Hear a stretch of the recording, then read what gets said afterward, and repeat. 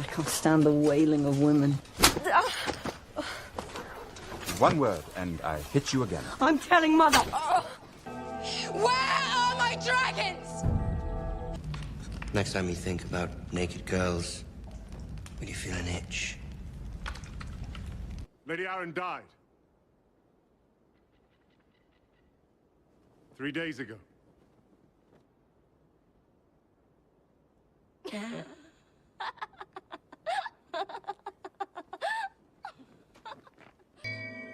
Shame. Shame.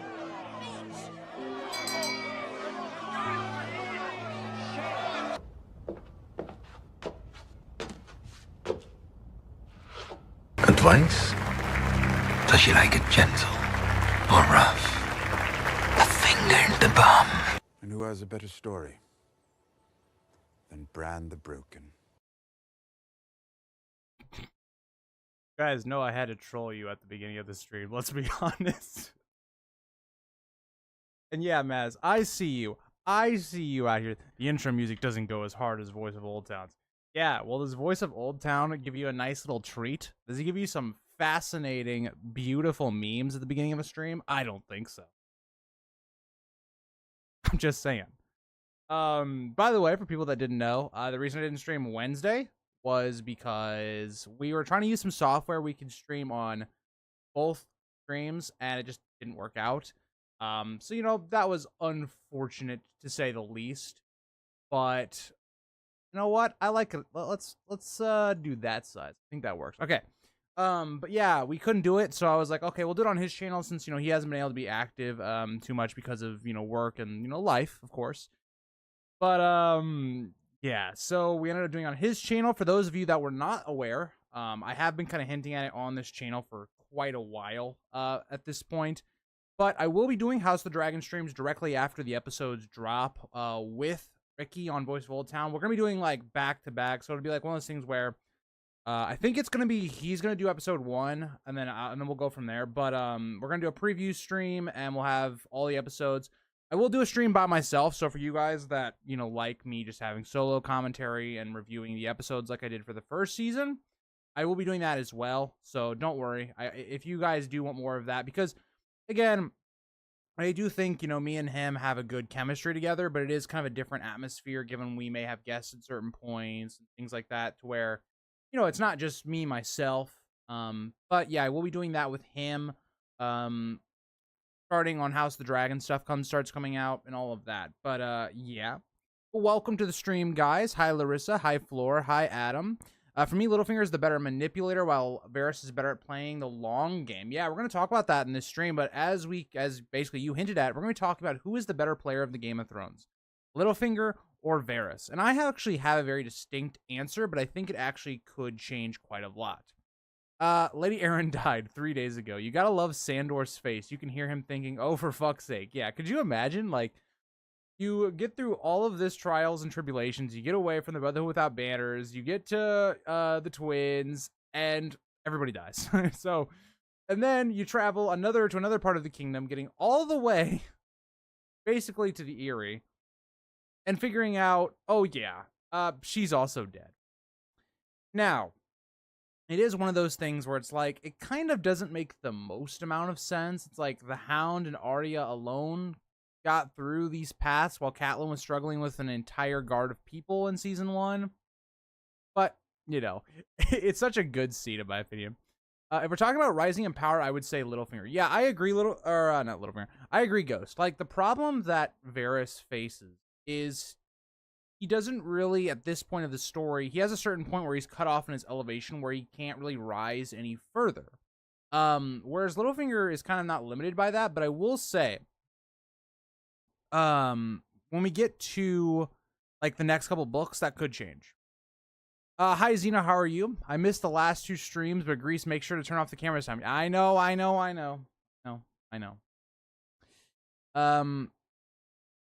It only doesn't make sense if you say it out loud. That's fair. I will say, I've been watching Supercuts Delights, some of his older videos, just because he's very entertaining in the way he articulates things. And one of the ones that I watched recently was like his video on season 6. And I will say, watching other people's content does inspire me to make certain types of videos. It's not like what they're making, but like maybe something that they say for a sentence, I can expand upon for a whole video and have my own thoughts or a different take than them. So for instance, a video I kind of want to do for maybe next week or the week after. I have a lot of videos that I've kind of just come up with on the spot in the last couple days, but something that I was considering would be like the idea of, you know, talking about not season 6 as a whole, but individually, like why like the Battle of the Bastards isn't really that good to me. Like in terms of visuals, it's beautiful to look at, but it doesn't make any sense. It like defies any way of storytelling, how you would do it. And so I thought about doing that type of a video. You know, doing a video about Arya and her ending, just based upon like she could have a very dark ending in the books compared to the show. And even the show, like if you were thinking about in terms of if you want to do a sequel show, I know Arya by the end of it, she wasn't like a favorite character anymore, but she was someone that actually had a lot you could go with the character, unlike Jon, in my opinion. Whereas like Arya, you know, she's going west to Westeros, or west of Westeros, whatever.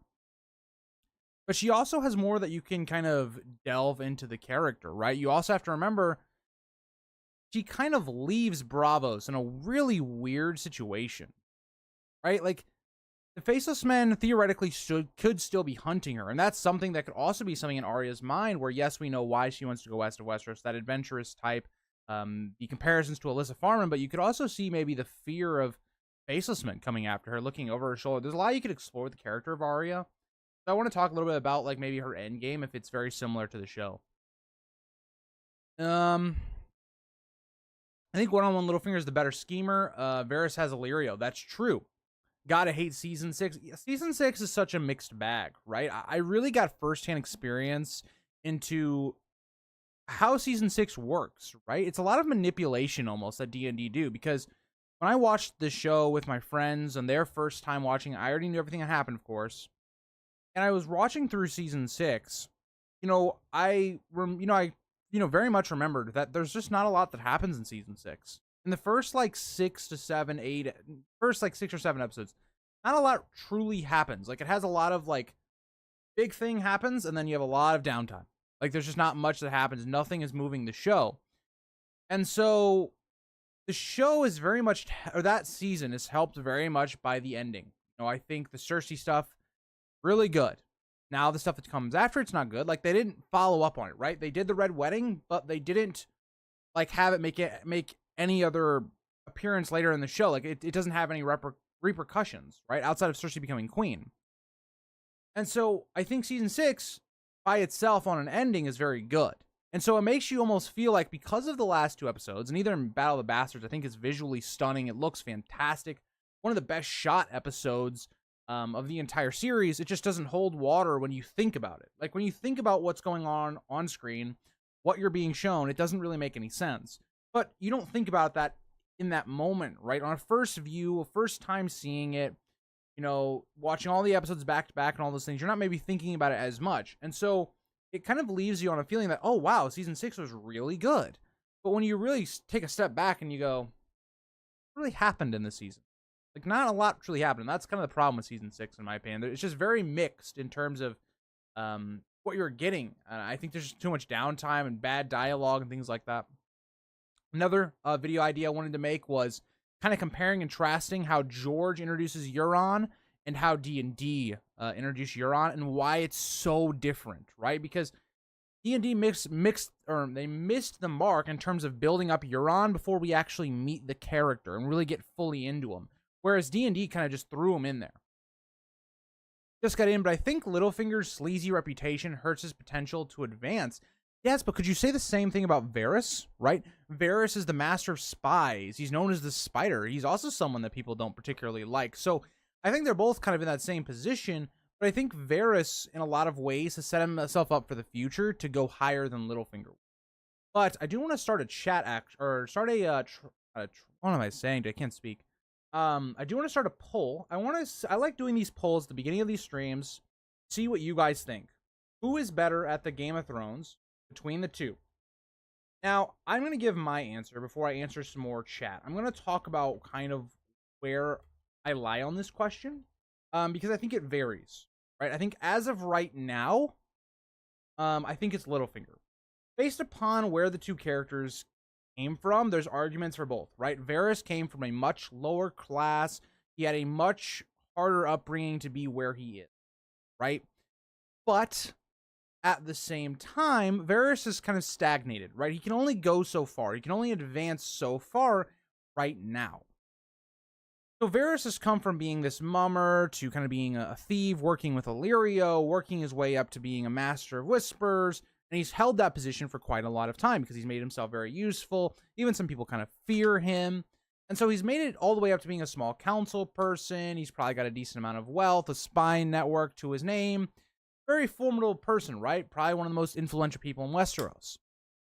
But in terms of getting a lordship, in terms of getting land, in terms of controlling an army, he's very limited, right? Exactly what he talks about in Ned in the first book is, well, what am I going to do, right? I'm not a great soldier. I couldn't have, freed you, Ned. I couldn't have helped you in the throne room there.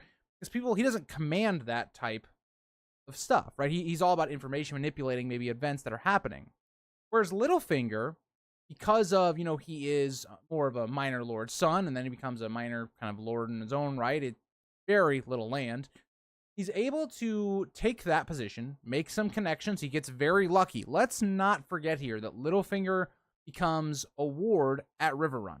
That is a lot of luck. That had nothing to do with Littlefinger. That had everything to do with, it seems like, Littlefinger's father. So that's a lot of luck. So his relationship with Lysa, Catelyn, and Edmure, that part of a lot of it is luck. Him surviving Brandon, he's a very lucky guy in terms of his beginning. So is Varys. That's not to say Varys had some luck on his side as well. But Littlefinger comes from that position, and so he grows more and more, becomes master of hand. What does that even mean? Master of coin. So he becomes this position based almost solely on manipulating Lysa, right? And so he takes that position. Now, there's another part of this that's not confirmed, so it's hard to use in this argument, but if he had a part in Robert's Rebellion, if he was the one that propagated, really can't speak, guys, I'm really sorry. If he is the one that told Brandon Stark that Rhaegar had captured or done whatever with Lyanna, he would have, in a lot of ways, helped start Robert's Rebellion, taking down the Targaryen dynasty. That's a pretty influential move. And so there's that part of it, but he grows, and he becomes Master of Coin during Robert's term. Now, that's a decent rise. At this point, it's not, better than Varys. It's what he does during the main story that then kind of catapults him even further. He starts bankrupting the realm. He starts doing these things where he's buying all these brothels and becoming very powerful and wealthy, getting the gold cloaks underneath him. He is someone that basically gets swords behind him. He is someone that gets wealth behind him, while also having, he is a lord. He's just not a very big lord. He's not very influential in that terms. But during the Game of Thrones, what does he do? Well, he gets all these families against each other, and he gets some luck in there as well. There is some luck. Like Robert dying, that really helps Littlefinger's case. But he does all these things. He puts himself in a position in which people need him, right? They need his influence. They need his sway over people. And it gets him Harrenhal. Now, we know Harrenhal is cursed, but it's significant. It's a very large castle. It claims a lot of income and all these things. It gives Littlefinger's position more legitimacy. And so he then takes that, and that allows him to kind of use more manipulation on Lysa, get him a position of being a Lord Protector situation. Now he's in control, albeit not the most control, but he is in control of the Vale. So he's put himself in a position where he's in a lot of power, more than Varys is at this time. Varys, on the other hand, has kind of been in a planning stage. His plans have yet to really fully be seen, right? Littlefinger's plans have been books 1 through 3 for the most part. That's not to say Littlefinger isn't still planning, but the main source of him gaining that growth is going to be those first 3 books, because we know eventually Sansa's probably going to take Littlefinger down. I have a video going up this week all about that. And so when we see Littlefinger, he's going to be on the decline, you would assume, going forward. Whereas Varys, it seems like, is going to be on a very big uphill, and then he's going to come straight down, you would assume, when Dany comes over. Because young Griff seems like where Varys is putting his chips, based upon what we see last of him in A Dance with Dragons. So what I come to, the conclusion that I make from this is, I think, as of right now, Littlefinger is the better player, but going forward, Varys could be in a more influential place. If young Griff, someone that he has basically helped place there, is on the throne, gives him a lot more influence, a lot more sway, a lot more power, as well as you have that mixed with Littlefinger going down. I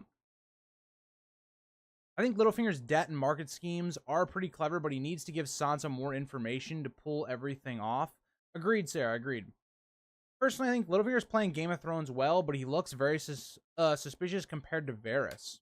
See, I get that, but I also think Varys looks very suspicious as well. I mean, you got to remember, what is his position, it looks like. He is basically all but being said that he has released Tyrion from prison. So he's kind of given up his power of Master of Whisperers, a position at court. And so at this time, he's still seen as a very suspicious figure. He's just not in the public light at this time. When we get to the next couple of books, that's happening, isn't it? Where you... I mean, if it happens, George, that's the whole point of this. You know, if that happens, then yeah. I feel like Arya's storyline in the books was lacking. I don't know. I mean, how do you mean, like, are there certain books, or are you talking about the entire storyline? I think her storyline is pretty good, for the most part. I think we don't get a lot of her in the last two books, and that makes a lot of sense, right? Arya's in a position where she's learning. She's trying to understand the Faceless Men, trying to grow her talents and herself as a character, and so we're going to see a lot of that off screen. One thing that the show did wrong with Arya's character, it showed us a lot of that. Because we can't be in Arya's internal thoughts, her struggles that's going forward with the Faceless Men, we get a lot of those scenes where Arya's doing these, actions, but there's nothing there. There's no substance there because we're not inside Arya's head. And so I think Arya takes a background to a lot of our more present characters like Jaime and Brienne and Cersei, and then, in Dance Dragons, the other ones like Dany, Tyrion, and Jon, because she is kind of working in the background right now until she becomes more back into the forefront later on. Arya was too overpowered. She was a trainee to a master assassin overnight. I agree. I hope they don't give Arya the Frey family killing in the books. That felt like it came out of nowhere in the show. Yeah, I think it just felt like something where we needed to get rid of the Freys. It's really how it felt in the show to me, is that the Freys needed to die. It seemed like the Starks needed to do it or have some involvement in it, and so let's speed Arya into killing them.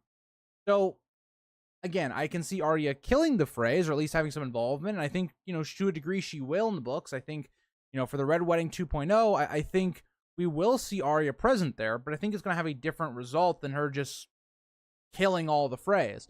I think it's going to have a actual impact on her as a character and move her forward in her story. I am always someone that I really like the idea of her killing Lady Stoneheart or her mother, seeing what it's, this vengeance and all this is done to her and how that can change Arya as a character. I think some people think that Lady Stoneheart would be great for Sansa to see. I think it's way more impactful for Arya to see because their arcs are almost completely tied together. Stoneheart at this time is looking for vengeance, killing the people that killed their family. Arya's on that same path, right? It's almost exactly why she joins the Faceless Men. It ties the same way. Sansa's, yes, she does want to do those things, but it's not like a central part of her character. So I think, for me, I really like the idea of Arya being present in some of the Freys dying, but not being like the reason they're dying. Personally, I felt the show should have ended on a cliffhanger at season 6 and wait for the books to finish. Yeah, but unfortunately that wouldn't happen, right? Money. Money is the reason that wouldn't happen, right? Game of Thrones is at the pinnacle of its success. Not in terms of like its writing and how good the episodes were, but in terms of popularity, in terms of bringing casual fans into the scene, all that, it was never going to happen. Just based upon the fact that money, right? HBO would have put that eventually through. Maybe they could have waited 3 years. Maybe 3 or 4 years would have gone by. And by that point, HBO would have pulled it and said, okay, we're going to do our own thing. Now, would that have still been good? Because that would have given us 3 to 4 years off from the story. It would have given them a ton of time to sit on this show and write on what was going to happen going forward. And even that could have given D&D the excuse to then move on. Let somebody else come in, take the reins of A Song of Ice and Fire and Game of Thrones. And maybe that could have been better, right? But who knows? My first watch of Game of Thrones season 6 was one of my favorite seasons. Now that I've watched it more times, season 6 is pretty mid. Yeah, I am someone that feels like the episode, or not the episodes, the show goes in kind of order, right? I think season 5 is better than season 6. I think season 6 is better than season 7. And season 7 is better than season 8. I know season 5 has its problems. It does. It really does. Don't get me wrong. But I think the building block, season 5 still felt like Game of Thrones. It just didn't hit. There were certain decisions they made that were stupid, right? Like the Jamie Dorn stuff. Like the Sansa going north stuff was bad. There were things that still weren't that great, but it still felt like Game of Thrones. Like Jon dying at the end of the season felt, okay, this adds up, right?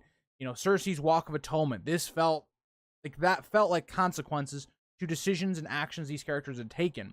Where season 6, it doesn't feel like that anymore. Season 6, outside of like Cersei's arc at the end of the season, it doesn't really feel like that. There's some really cool stuff that happened in season 6, right? Like, you know, the Tower of Joy stuff's all really cool in that season. You know, Bran basically having time travel being introduced is cool in that season, but then it doesn't really go anywhere. That's kind of the problem with season 6. It sets up a lot of things that go nowhere. So, unfortunately, the show was reduced to only watching for those dramatic episodes or moments instead of, yeah, exactly, right? And I think D&D lost why those scenes meant so much. Because we built up Ned for an entire season as, you know, his journey in King's Landing and uncovering this plot of what's going on and the decisions he makes, testing his ethics, it makes that moment feel really impactful because it was earned. When you do things later on, like Daenerys going mad, and there's not a lot of substance behind it, it's not earned. It's not this big moment that it's supposed to be. It just leaves you with questions. I just feel Varys could go much further since he doesn't look like a dangerous individual. I guess. I mean, he can always change his appearance and stuff like that, so that's fair. He can't control an army directly, but he's able to manipulate. Yes, exactly. Yeah, that's true. I mean, that's true. Like, yeah, I agree. I think Littlefinger's gonna screw up a lot because of what he did by keeping Sansa alive. Yeah, right? That could be that thing that blinds him, right? Wanting Catelyn's daughter, that blind maybe love for her. That could be something that does it.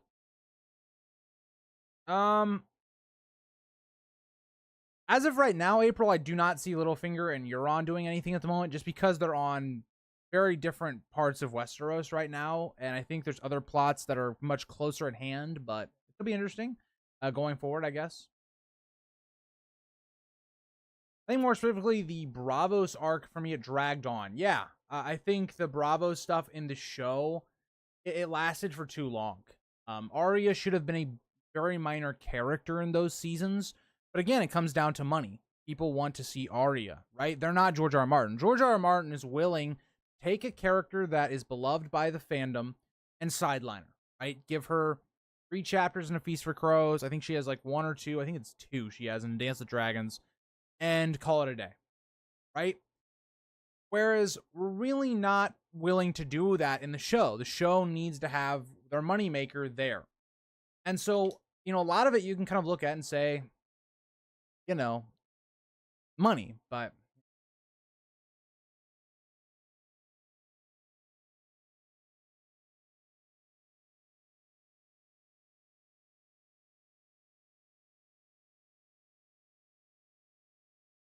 so far, you guys are also saying Littlefinger over Varys. I like that. I like that. I think it is kind of closer than maybe we think, but I don't know. Littlefinger likes to create chaos to get power, but I feel like Varys has more. Yeah, I think I agree with that. Littlefinger, or not Littlefinger. I agree with that hit team. I agree. Hi VT, how are you?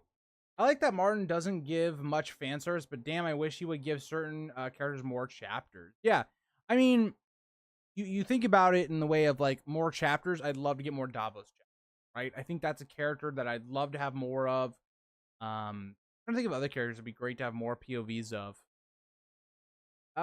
Just like getting Rob would be great. Littlefinger's gonna beat Varys, or both of them will work together with Euron and makes his move. Interesting, April. Interesting idea. I mean, that could be very possible, right? That Euron taking down Varys, that could be. I don't know if I see it though, honestly, but that is an interesting idea. But let me know, how is everybody else's day? You know, we usually do an introduction where, like, you know, I ask you guys how your day was, but we didn't really. We kind of went just straight on going. We just went through it and we went going, but.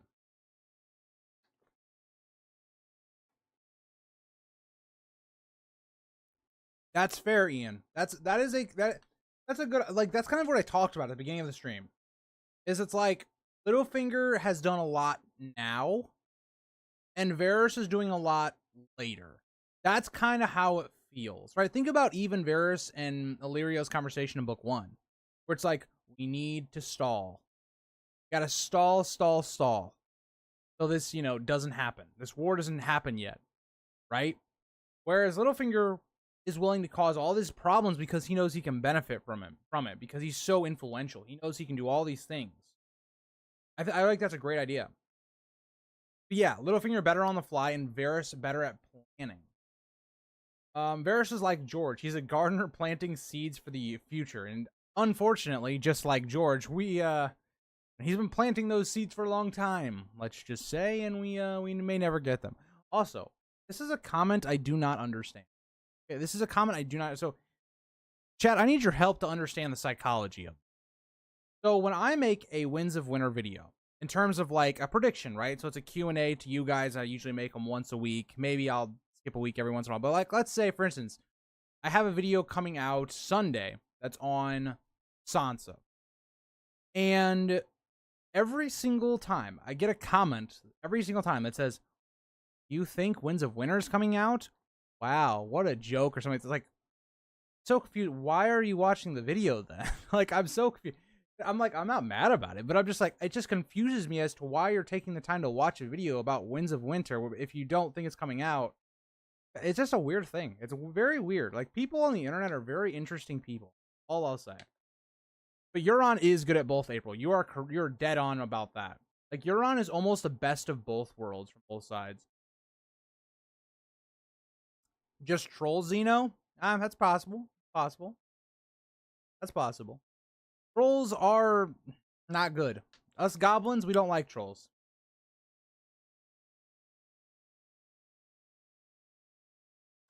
Also, guys, so I was redoing the background because I updated Steam Labs.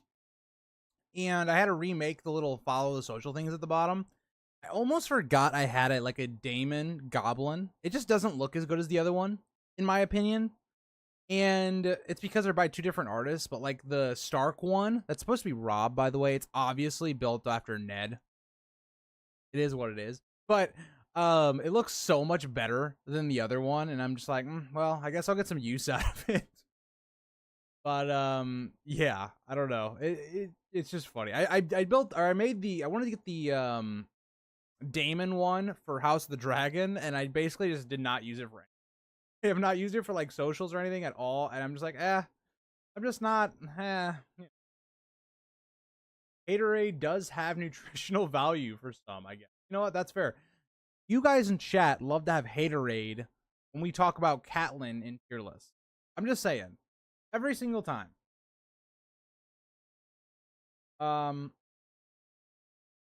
books almost have to be done. You would think, though. Like, you would think. I would love to say they're almost done, but I don't know.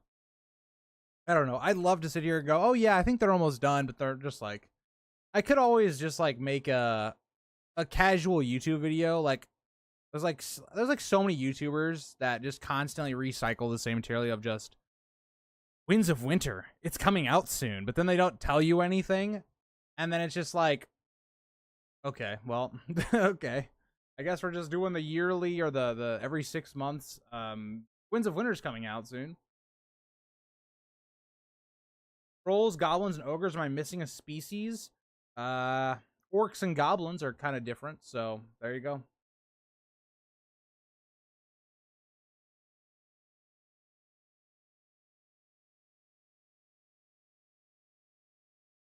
That's an interesting theory, April. Interesting theory. You think Littlefinger will get more page time and wins than Varys? What do you mean by that? If we're talking about the amount of time that we see Littlefinger specifically talking or in a scene in the book, yes. Because the problem with it is Varys's plans are going to be basically based off of Arianne and Jon Con and the young Griff camp. To where we're really only going to see Varys, like, maybe towards the end of the book. Right? And so, to me, I think we'll see Littlefinger way more because it's just directly involved with Sansa's POV. So we're definitely going to see more Littlefinger, but we're going to see a lot more of Varys' plans come to fruition. It's May and House of Dragon comes out next month. That is true. That is true. I am very excited for House of the Dragon. Kind of just freshen up, the channel a little bit, right? When will we get House of Dragon live reaction or fresh live review? Okay, so I did announce this at the beginning of the stream, so I probably should have waited. There's not as many people. Streams, that's to be expected. But House of the Dragon streams, so about an hour after the episodes drop, just so I have time to watch the episode, of course, me and Voice of Old Town, or Ricky, we will be going back and forth. So every episode, we will be hosting a show between both of us, talking about our fresh reactions. I think I will be doing the preview show, so that'll be like a couple days before it comes out. He's going to do episode 1, and then we're going to basically skip for each channel it'll be on. Because we can't do it on both at the same time. That's just not how webcams work, unfortunately, which is stupid. But, yeah, so, look out for those. We'll be doing, taking questions from you guys. Some episodes we may have guests on. Those could be people from the show or just some other people. So those should be really cool. I will be doing on Mondays, so our regular Monday stream. We'll be doing kind of my normal breakdown of it. It'll be more of like a formalized way because when it came out for the first season, for people that were still there or were on this channel then, I did it in a way that was like we would break it down scene by scene, go through everything going on, and those would be a lot longer, right? Those would be like an hour and a half, 2 hours, and those are going to be by myself. So for people wanting like my own thoughts on it and, not with every, other people or, bouncing on ideas, those streams will just be by myself. And then I won't be doing any type of like videos on House of the Dragon unless there's like discussion points. But like I will have like a more condensed video stuff for my members and Patreons that I'll have for you guys for the show. That'll just be kind of a condensed my thoughts on them.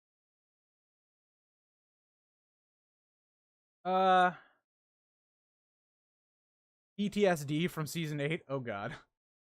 Are live streams legal to do on YouTube? I don't know this. So, okay, or live rewatches. So you can't. The way you do it is you can't show it on screen. You can play the audio. This is what I believe. I haven't done one before, but you can show the audio, or you cannot show the audio, but you can like let the audio go through, so you guys kind of can hear what's going on and all that stuff, and I can like react to what's going on screen. But I can't show like HBO's product on YouTube, obviously. So, yeah.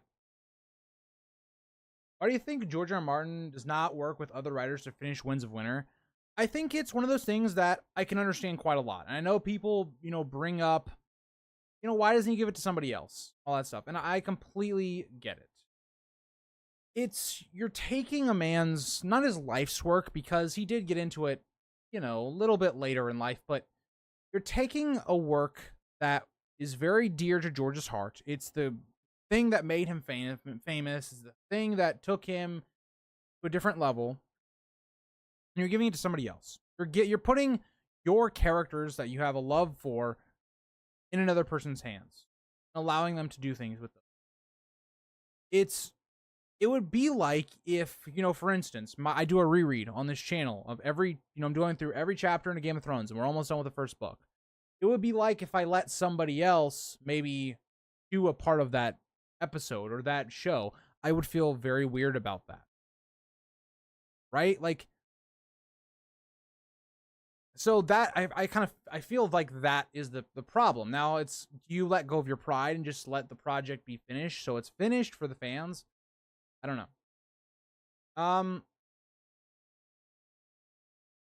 But I also think it's another thing, right? Like April brings up a great point. How does someone else come into this world and know how to finish all these things? The world's too big. right? I'm a YouTuber that, I'm covering this content to a large degree, right? Like, I'm trying my best to, know as much stuff I can about this world.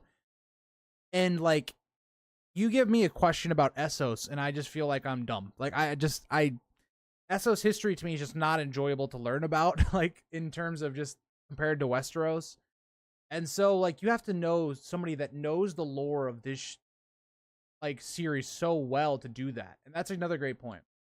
Hope the season is good. House of the Dragon needs to save the A Song of Ice and Fire show's name. Yeah, and I think it will be, right? I have way less concerns about the second season compared to the first season. I think a lot of the things they've shown me or that I've seen, it points to green arrows, I guess. I think, or green lights, I guess. I think they're gonna do a good job with it. It seems like they're slowing it down in terms of letting our characters breathe and grow. We don't have to do no more time skips anymore. The hard part of the show is done. The hard part was season 1. Bring back the fans of Game of Thrones while also having to deal with these characters aging up and time skips and all this stuff that has to happen to get to the dance. The hard part's over. Right? Now it's just executing the narrative, right? The battles that happen, the characters going on, how they change, how they evolve over time, the relationships between everything. I think it's going to be very good. He works with other people to keep all the lore and details consistent. That's true. But, like, so I guess the problem is going to be, I think it still goes into this idea of, does George trust, because the way we're talking about it is him allowing somebody else to write Winds of Winter. It's different in terms of, like, a lore book, for instance, or something like that. It's more like, how does he trust someone to write, like, an Arya chapter, for instance? Like, yes, there are those people that can try to check him on lore consistencies and stuff like that, but it's not George himself. I think that's the thing that I would look at. I agree, Ian.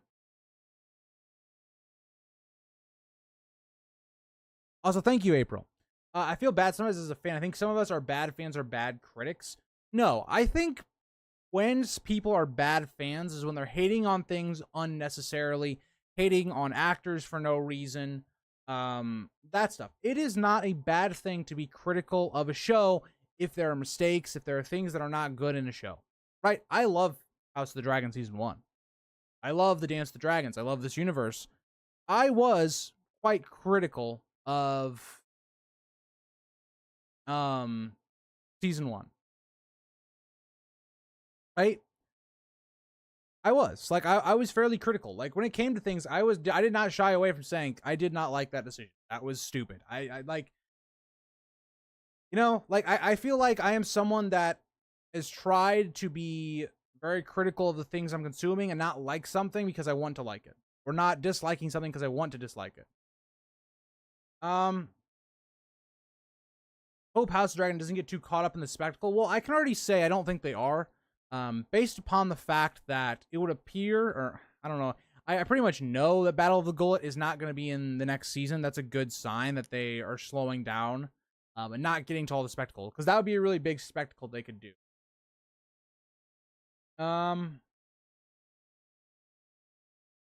Rip the Jon Snow show. It's resting in its grave. Good. I'm making a video about that as well for next week, but I'm glad. We didn't need it.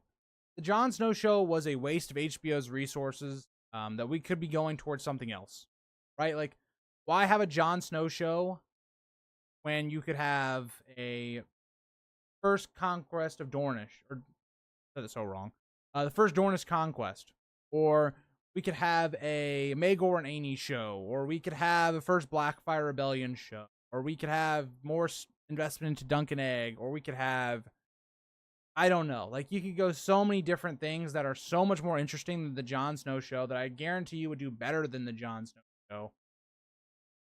I don't understand why we would do it. It doesn't make any sense, right? And I think, I was listening to Red Team Review and his video with Preston Jacobs, and they were talking about it. And one thing that I think they didn't really consider is almost the business side of it. The business side of it is, we just got through kind of regaining an audience for a Game of Thrones show's, post season 8.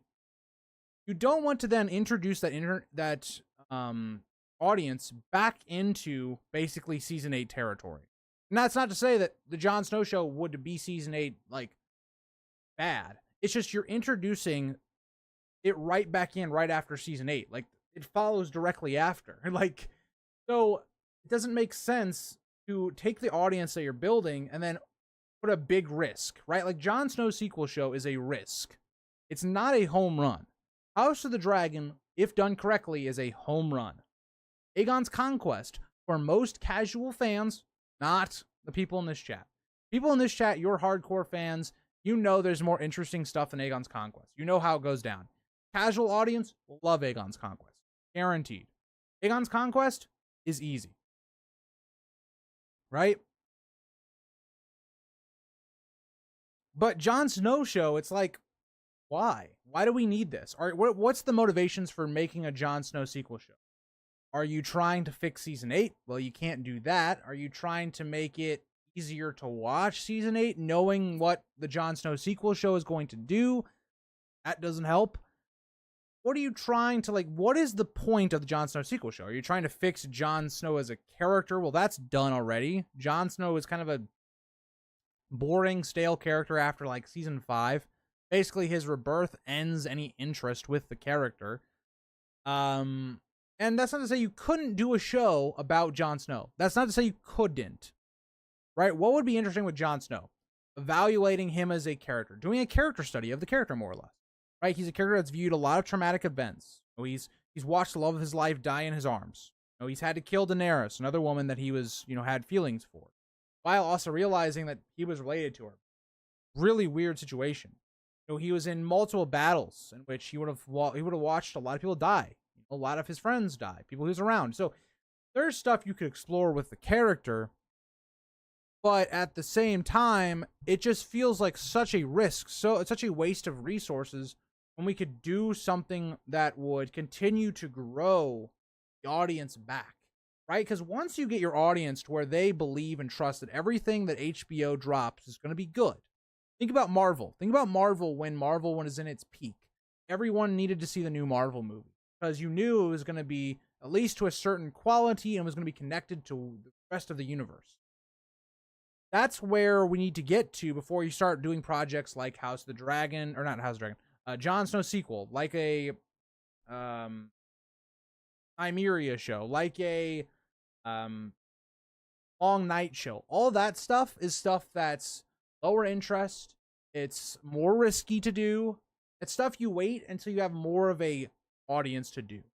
Because that, from a business side, makes more sense.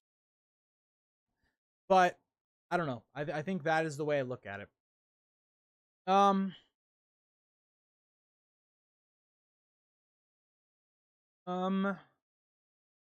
this talk makes me thankful the Star Wars fans have Filoni to take up the mantle.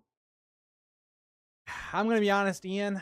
I haven't liked Star Wars for a pretty long time. And I like this is the weirdest. It's the weirdest thing to answer. Do I like Star Wars? Because I like parts of it. And then I've pretty much hated everything Star Wars done since, like, Disney got Star Wars. Like, there's things in here every once in a while where it's like, man, Rogue One was fantastic. But holy cow, the sequels are terrible. Book of Boba Fett was terrible. The Obi-Wan show made me want to it made me so angry. Like, the Obi-Wan show, it wasn't Game of Thrones season 8 level for me on anger levels, but it was like getting there. I was just sitting there, I was like, really?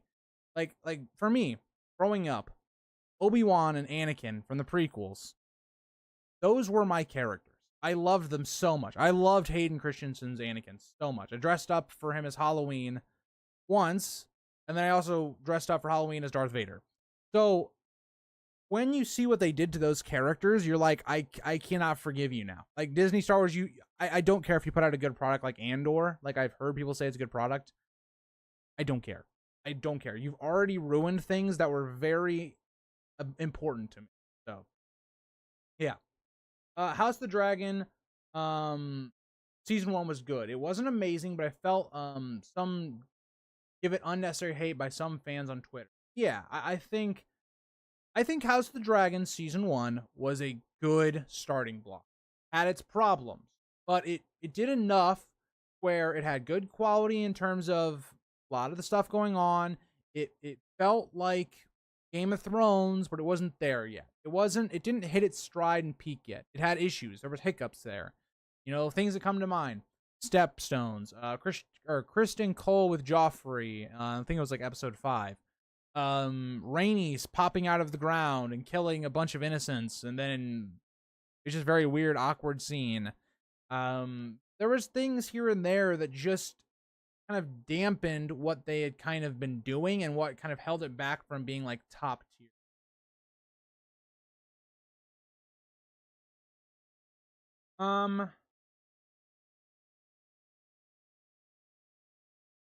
Sons of the Dragons show. Pretty cool.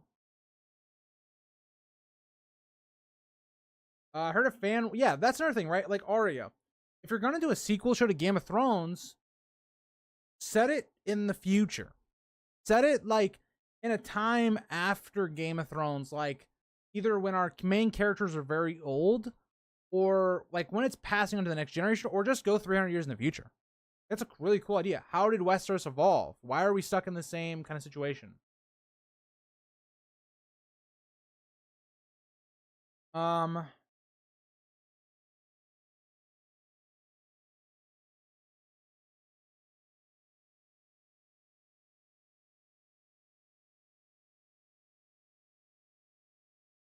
Do you think would be better in House of Dragon, Littlefinger, or Varys?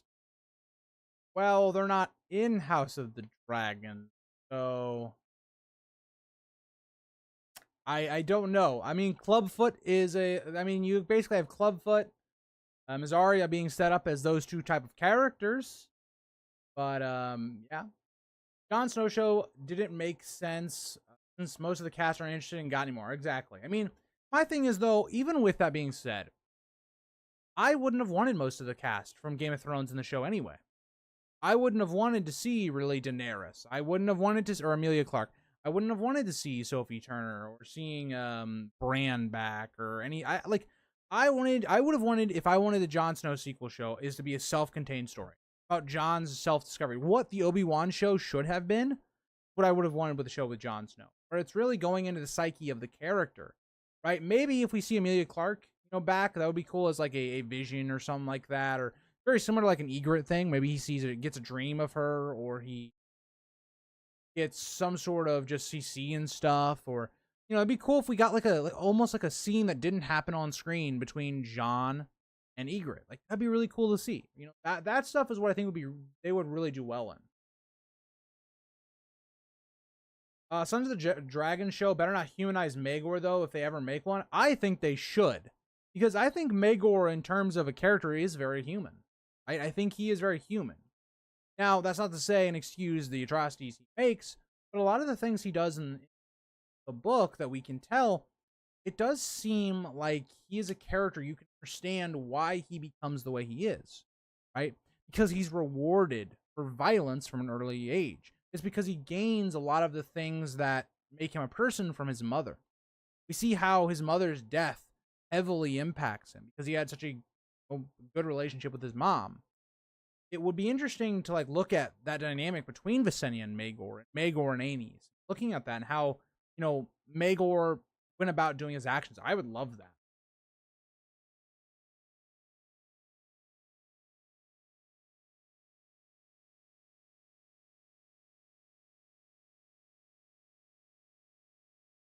Agreed, Zeno.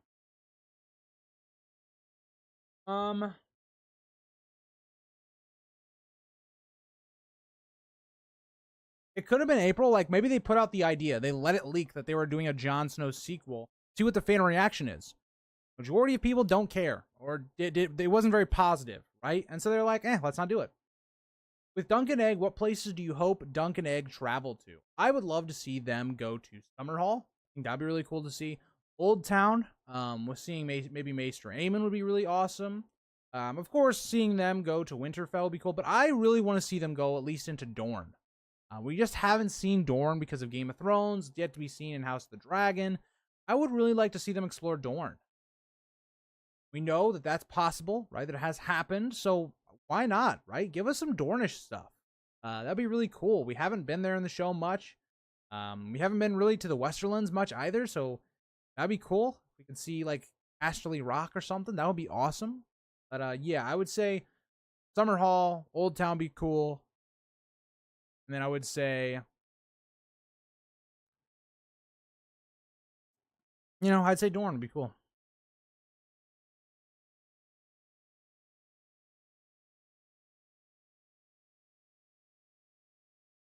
Current Marvel movies almost made me fell out of love with the comics. I was never a big comic guy. Like, I have some in my room, but never really read them too much. Just think it wasn't my thing. But I really got hooked into Marvel Ultimate Alliance. That game, I love that game when I was a kid. It got me introduced into all of like the major heroes like Wolverine and the X-Men. I played the X-Men Legends games as well. So video games is kind of my entry into a lot of Marvel stuff before it really came out. And so, yeah, I basically saw every Marvel movie. I think the first Marvel movie I saw in theaters was Thor 1. I don't think I saw the first Iron Man in theaters, but I could be wrong. But I saw Thor 1, and then after that I watched basically every Marvel movie outside of Captain Marvel until Endgame. And after Endgame, I didn't watch a single Marvel movie in theaters until... I watched a couple, but they weren't very good. This might be controversial, but I still like Marvel for the most part. I agree it's not as good as it used to be, though. I mean, I just can't get behind Marvel because there's no story to it, right? There's no connectivity between anything.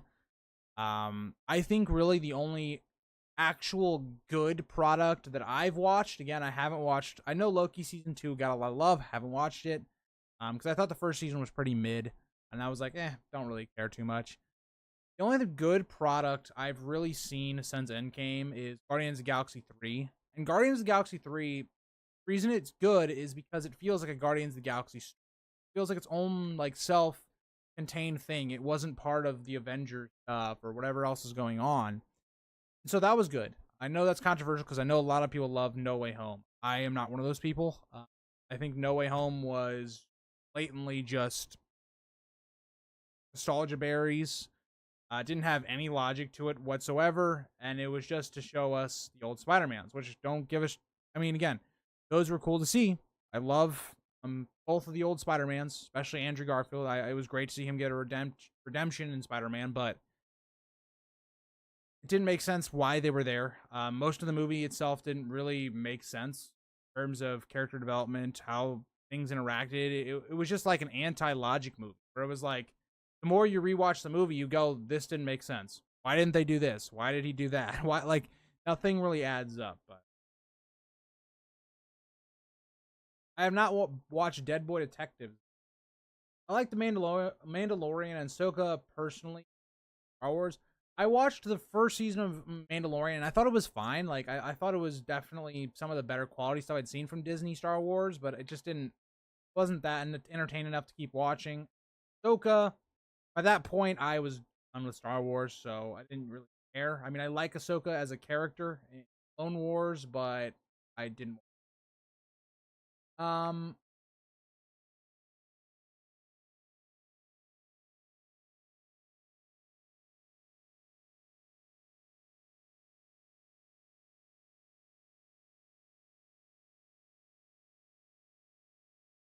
Yeah, an Arya sequel will be way better in terms of just like what's set up for it and the things you could do with the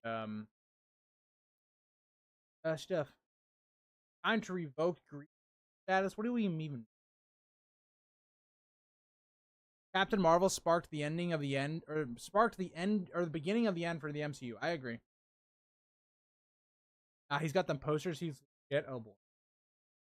The universe peaked at Infinity War. Infinity War is the best Marvel movie. In my opinion, it's the best Marvel movie. So yeah, I agree. Yeah, Arya, I still understand like what they're trying to do. It's just that it's not coherent. Nothing is working. Nothing is interlooping right. Like Doctor Strange has nothing to do with Thor. Thor has nothing to do with Spider-Man. Like none of it like interweaves. And when they do, it doesn't make any sense. Like most of Marvel movies have now become, oh, I wonder what cameo we're gonna get this time, or it doesn't work really. Yeah, Ghost. I agree. Like I think Endgame was a very flawed movie, but I'm willing to look past a little bit of that because it was earned. Because it was earned to get all these nostalgic moments and all these things like Captain America building the hammer and this big showdown and all this stuff. Like, it felt more earned than, say, like something like No Way Home, for instance. But I agree. Like, I recognize that it's not a perfect, it's not even, I wouldn't even say it's like one of the best Marvel. But I will say, Endgame in theaters, seeing for the first time, is by far one of my best theater experiences. By far. I have not had a lot of great theater movies that I've watched. The best ones have obviously been Dune 1, Dune 2, Infinity War, Endgame. And those are kind of the ones that kind of, yeah, those are some of the best ones. But I also agree. I think Endgame should have ended Marvel. I think they should have ended Marvel when Endgame came. That's not saying because of what came after. It was the perfect endpoint for the story, in my opinion. MCU will become like Star Wars, and the MCU fans will become like... MCU is already like Star Wars, right? They're both very mid-quality. They're oversaturated. It's just... Are you excited for Deadpool and Wolverine? Yeah. Wolverine's one of my favorite characters. My childhood. Hugh Jackman kills that role. And then Ryan Reynolds does a good job as Deadpool. Ryan Reynolds is Deadpool. Like, can HBO make a movie from A Song of Ice and Fire? Yeah, I think Aegon's Conquest is a great one. I know they're doing they want to do a show with it, but I think it's a perfect movie. I think Aegon's Conquest is a perfect movie. Infinity War made me mad at, or yeah, made me mad at Star-Lord. Yes, I agree. Hi Ashley, how are you?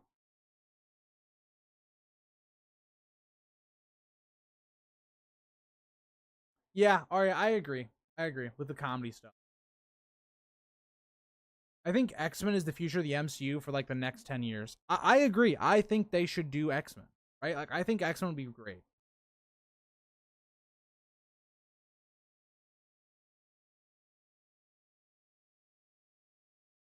They should have jumped into X-Men. Yeah, I mean, I think it made logical sense. Start the story over. Like, go to new character, right? Maybe even skip in the future or something, right? Go to the X-Men, go to the Fantastic Four, go to a different dimension. This is how you start it. It's a different dimension. We're in a different dimension now. And we're in this dimension with the X-Men are a thing and the Fantastic Four are a thing and Deadpool is in this world. Like, do that. That'd be so cool if they would have done that after Endgame, because you're finished with the conclusion of all these different characters. Captain America getting his conclusion, Iron Man getting a conclusion. It ends at kind of all these plot lines almost perfectly, right? We should have just cut that story and go to the next one, right? Cut all these characters out. And maybe we come back to them later on. Maybe there's a big threat with the X-Men. Maybe Galactus is coming, you know, and we need everybody. And that's how we do it. Like, I just think that would have been really cool. I would say as of right now, Ashley, Littlefinger, but going forward, I think Varys will be. And yeah, I agree. Loki has always been one of my favorites, dating back to first Avengers movie and the first Thor movie, and he's a big part of Ultimate Alliance, the game, which is awesome. Also, he just looks sick. His design is so good. As well, Deadpool, just awesome. Just awesome. MCU comedy is very trash and I don't really like it. Every comedy is what they do for... Yeah, and that's why it's so weird, because Guardians of the Galaxy 1, in a lot of ways, kind of killed the MCU. That's not to say that Guardians of the Galaxy 1 is a bad movie. It's not. It's a fantastic movie. But what they started doing is they took that and they did, oh, let's do that in every movie now. But the problem is they didn't implement it right. So now you have comedy taking away from emotional scenes. You have comedy disrupting the flow of the story.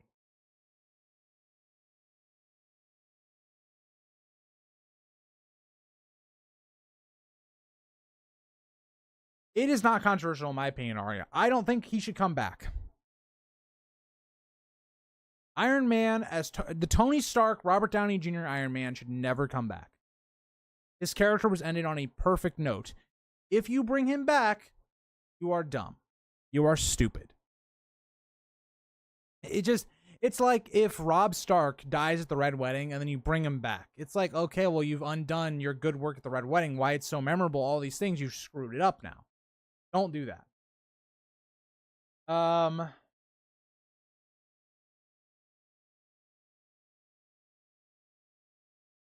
agree. Thor: Love and Thunder, one of the worst movies that's ever come out that Marvel has ever put out. I agree in terms of Varys is setting up the long game. He's going to set up things to go to higher heights than Littlefinger, but as of right now, Littlefinger has done more. Ashley. We demand action, Goblin King. What do you mean, Dakota? What do you mean? Also, don't buy a snake. Please, dear God, don't buy a snake.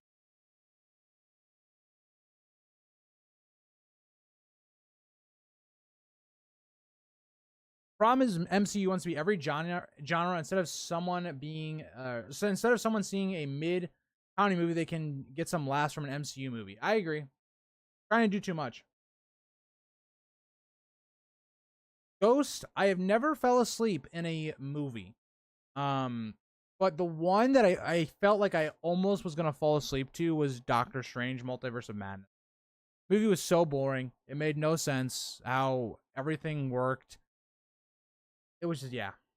Marvel's was the first movie I skipped in theaters and just saw it last month and gave it a 7.5 out of 10. That's a pretty good score, given how it's done in the public's eye. Arya. I have not seen that movie, by the way.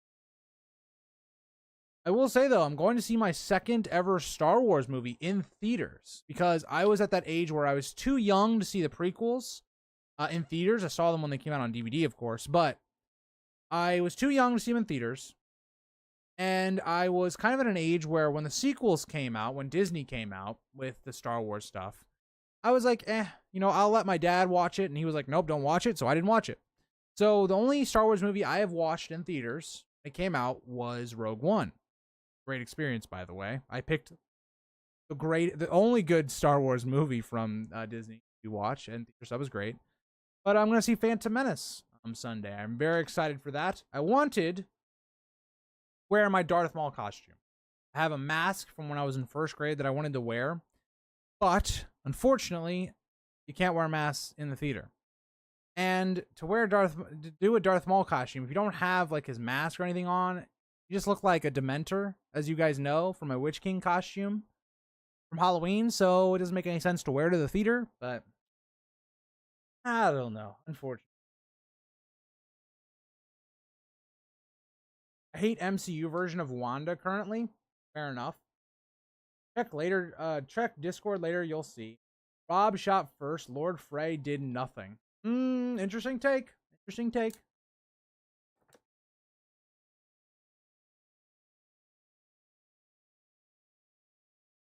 Fair enough. Loki is the GOAT, Eric. By the way, Eric, you have a great name. I don't know if anybody's ever told you that, but you have a fantastic name. You also spell it correctly. Big ups to you. There's a lot of weirdos out there that spell their names with a K at the end, or it's like E-R-I-K or C-K, and that's just... Oh, I respect all of you other Erics out there, but you spell your name wrong. It's just silly. I know there's a lot of like Nordic Viking type, where it comes back or is spelled with a K, but that's just... Also, I completely respect your opinion, Grease. I like that we can have civil conversations, even if sometimes we disagree with each other. Yeah, of course. Like, everybody likes what they like. There's some things where I'm going to be like, you're just wrong. But you can have that opinion, like I do with the tier list. But, yeah, I mean, and that's not to say there's not things that you're going to love in Marvel. I'm not to say that at all. But, yeah. Like, for instance... I love the prequels. I love the Star Wars prequels so much. They're so dear to my heart. But I know why people don't like them. And do I hate them for that? Nah, I get it.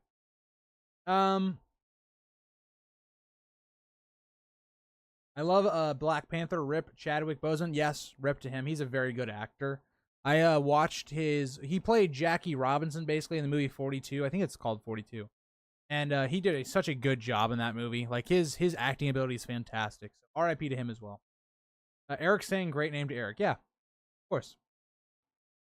Exactly. It's not canon. You know what, Grease? I write comics and I'll name a character Eric. Well, it better be a good character. Don't be just giving me any side character. No, don't. You know what? You know, it better be a good character. Don't be using my name for bad characters. My first Star Wars movie I saw in theaters was Force Awakens. Very disappointing. It's interesting, though, because I think a lot of people loved Force Awakens. I think Force Awakens, so many people liked it because it felt like A New Hope. And the problem is Last Jedi failed to do anything with what Force Awakens set up. And Force Awakens itself is not a great movie in terms of just plot and all those things. It didn't really do a lot. It wasn't a very creative movie. But, I don't know. Interesting. You know what? I'm curious because I was looking at the age demographic of the channel. Most people on this channel that watch are older than me. Now, a lot of you guys are not that older. A lot of you are like, 25 to 34 age range.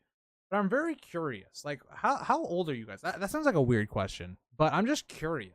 Like, I'm curious to see like what kind of people watch the channel. Like, there's like it's like about a quarter of the people that watch this channel are 24, which is how old I am and under.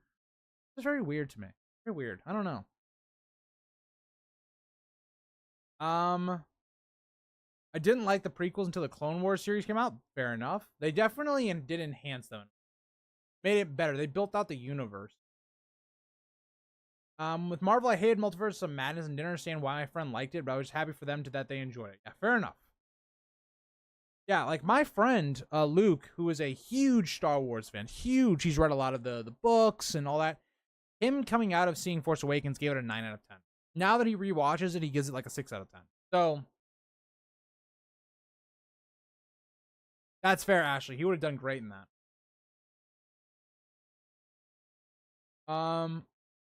Yeah, I think Ghost, that's what a lot of people say, is that like Force Awakens was a fun movie for them. Not for me, but I definitely can see why. Why people find it fun. Very controversial opinion. I liked Last Jedi when I first saw it. I respect a lot of your opinions, but not that one. Last Jedi was terrible. Terrible. I don't care what anyone says. The movie is boring as hell. Nothing happens.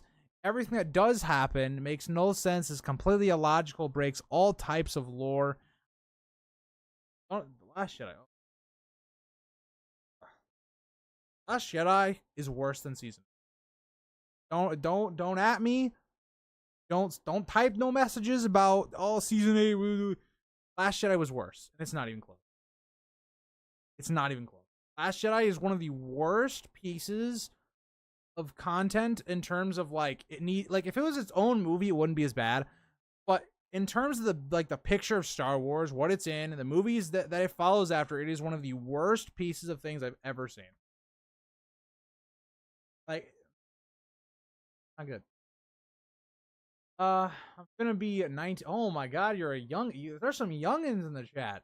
You're 22. 20. When I was 22, 22 was a good year. Good year. Then my body started breaking down. So enjoy it. Enjoy it, Zeno. 28 on the 26th. Well, happy early birthday, Dakota.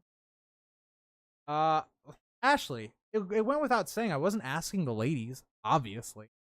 Think I'm some savage? Ashley, come on. Come on. I'm gonna be 23 in September. Okay.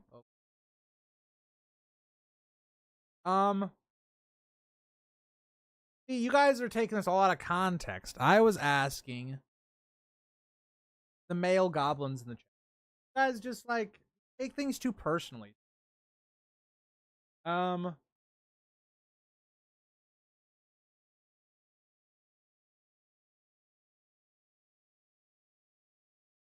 Don't agree with us, ever agree? What do you mean? What do you mean? I agree with you guys all the time. What are you talking about? It's just a tier list. Do you like Star Trek? Unfortunately, no. My dad loves Star Trek. Never got into it. I've never really been a sci-fi guy though. Star Wars is an anomaly. I don't really like sci-fi at all. So I'm not the best person to ask about that. The Last Jedi is worse than Season 8. At least the books have a possibility of coming out and undoing Season 8. The Last Jedi is canon. It's not canon to me. The sequels don't exist in my canon. It didn't happen. My canon, Luke Skywalker, you know, he threw down well, technically Vader threw down Palpatine. Vader died, and we all lived happily ever after. Nothing happened after that. I haven't read any of the books after that time period just because I'm not as interested in them. But my canon, that's what happened. There was no Rey. Rey was never born.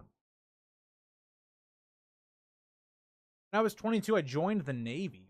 Interesting.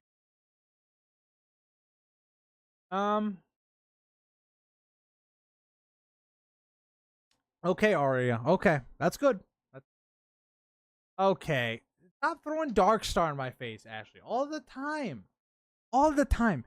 Every stream, it's, what about Darkstar? What about him? You know what? What about him? What about him? I become the Mad Grease? I would say I become Grease the Cruel, if anything. I don't become mad. I don't lose my rationale. I just act on my cruel impulses. You guys are just, you start drinking a little too much. Well, Eric, you have to teach us youngins how to live. Some of these people in these chat are just wrong. That's all I gotta say. I don't get the love for Rey. Who loves Rey? I don't know anyone that loves Rey. Arya? I mean, no. Just dude. If Quentin is above a D, if he even catches C, I will lose my mind. I will lose my mind.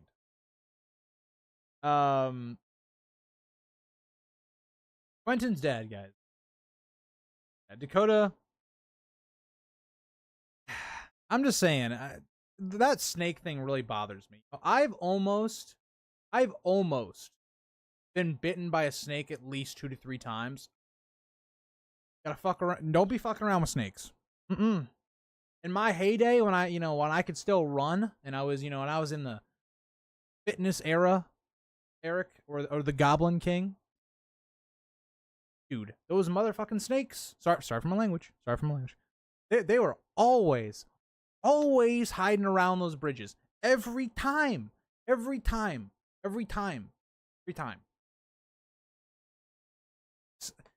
There's a lot of things in this world that are just, they're not good.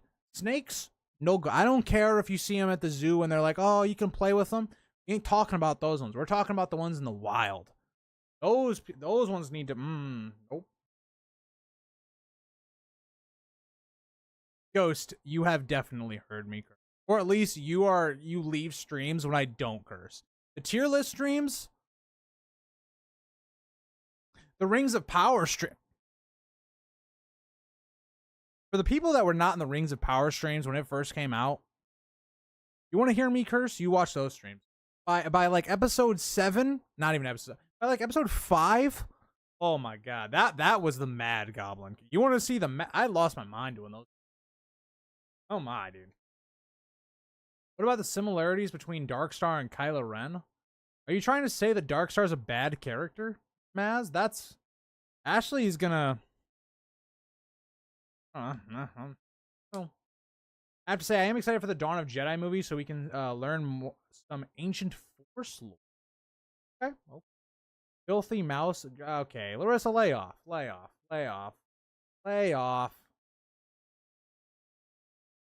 Wait, we can say bad word. Okay. Now, snakes are terrible. No, snakes just, they serve no purpose. Everybody's like, oh, snakes, they take out mice and stuff like that. So do cats. Get a cat.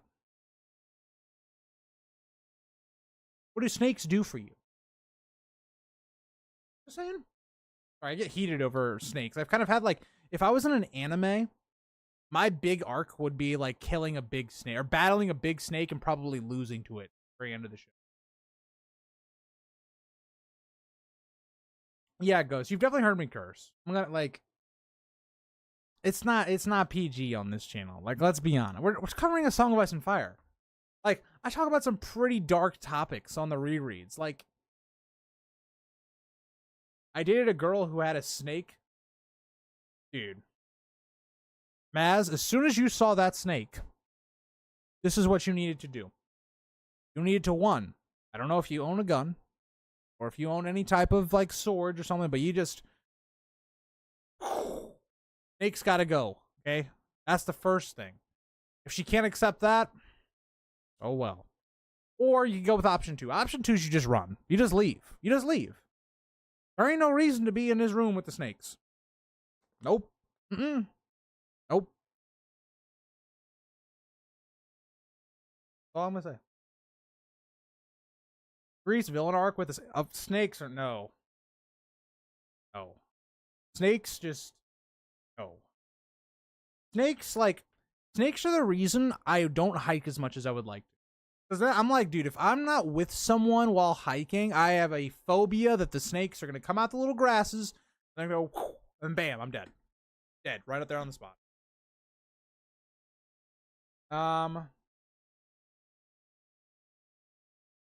Nah, no dancing with snakes. Nope. You should do a versus video comparing Rings of Power with Game of Thrones Season 8.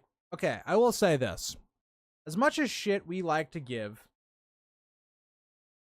of the Game of Thrones Season 8, Game of Thrones Season 8 literally is running around Rings of Power. Rings of Power is so bad.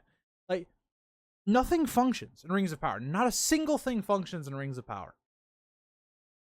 Rings of Power Season 1 was by far one of the worst things I've ever watched. In terms of, like, I'm talking shows, movies. Like, I'm talking about even the OG Lord of the Ring movies that were made. Or the one movie, the OG Lord of the Ring movie that had made. The, like, cartoonish Hobbit movie back in the day. Those were way better than Rings. Don't even get me started. No, we gotta stop on that. I wasn't afraid of the snake. She was the red. No. The snake was the indicator, was the red flag that the woman was not right.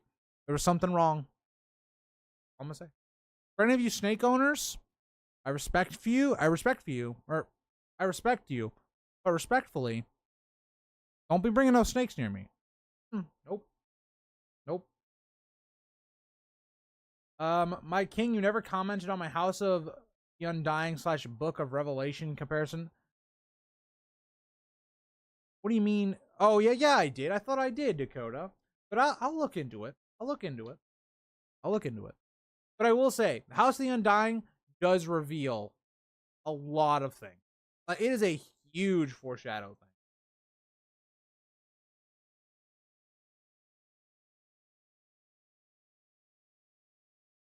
That's true, April. My dad has a pet snake.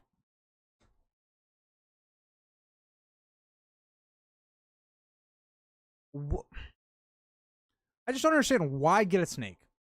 Of everything you could get as a pet, you could get a dog. You know, dogs are pretty loving. You can get a cat. They just kind of lie around and you can kind of cuddle with them. You know, if you get the right cat, you're fine. You know, even a bird, right? You know, you keep a bird in like a cage or whatever. Or maybe it'll sit on your finger. Like, I can get it. You know, it'd kind of be annoying because it'd probably make a lot of noise. I could see a bunny.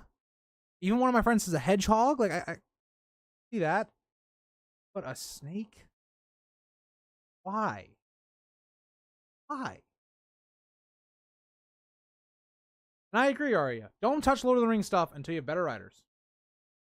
I agree. Bird in a cage is a sad thing. But if I was going to have a pet, I would rather have a bird over a snake. Your ex-friend had a snake? Keyword ex-friend. Because there was something wrong, wasn't there? Just saying. Okay, you have 2 cats named after 2 Hunger Games characters. All right, let's take a guess. Don't put them in chat yet. One of them is obviously Katniss. That's a good name for a cat. One's Katniss. Not PETA. That doesn't sound right. The other one. You can't tell me it's PETA. I don't like that for a cat name. I really hope that's not your cat's name. Finnick? No, that's not it. The problem is I'm forgetting a lot of the Hunger Games characters. Gale? No, it's not him. Who is it? It's not Snow. It could be. Snow is honestly a good name for a cat, but it's not. It's not.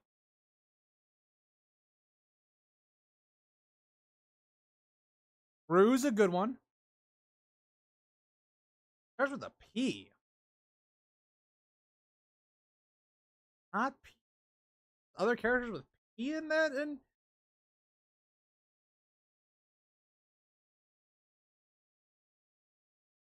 okay, hold on. We're gonna do a Google search. Hunger Games characters with Hunger Games character starting with Prim. That's it. I knew it's Prim. It's 100% Prim. I knew it was a sister. I just couldn't think of her name. Prim. It's Prim, isn't it? Tell me it's Prim. I think the throne killed Aegon just like Maegor. Yeah, I like that idea.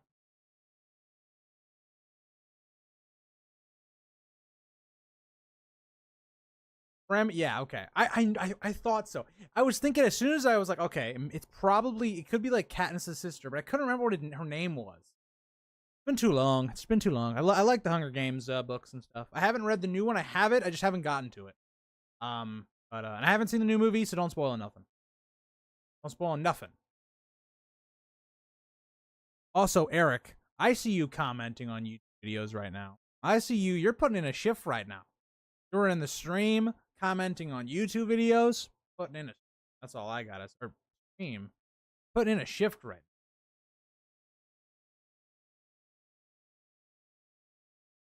You wonder what Aegon the First would think of the dance. He would think his descendants are absolute buffoons and are morons. That. What would he think? He would think that Viserys was an absolute moron and didn't place Rhaenyra in a better chance of, actually ruling after him. And then he would think because he and Visenya had kind of seemed like a falling out towards the end of their lives, he'd also think, man, the Greens have Vhagar. I don't like their side.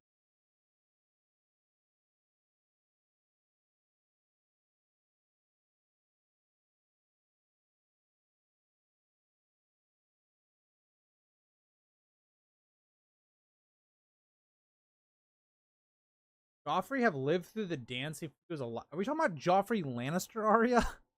If we are, Joffrey would be dead in 3 seconds. You're absolutely right. I'm just saying, if the Targaryens wanted to conquer Dorne, now was the time. If there's ever a chance, you could have a dragon for each castle. Like, there ain't no moving. You ain't coming out the caves. You're staying in them caves forever. But I don't know. Dorne has plot armor, so Dorne could maybe still survive. But that is where I think I'm going to end the stream. You guys, hope you guys all enjoyed. Talked a little bit about Littlefinger, a little bit about Varys. We also got all off track a little bit, but that's normal. That's what these streams are meant for. And I'll see you guys all for stream Monday, or if you guys want to watch the videos Saturday and Sunday. And yeah, I will see you guys all in the next one. We're gonna end stream this time. I know some of you like to get on my case for that. We're gonna have no mess ups.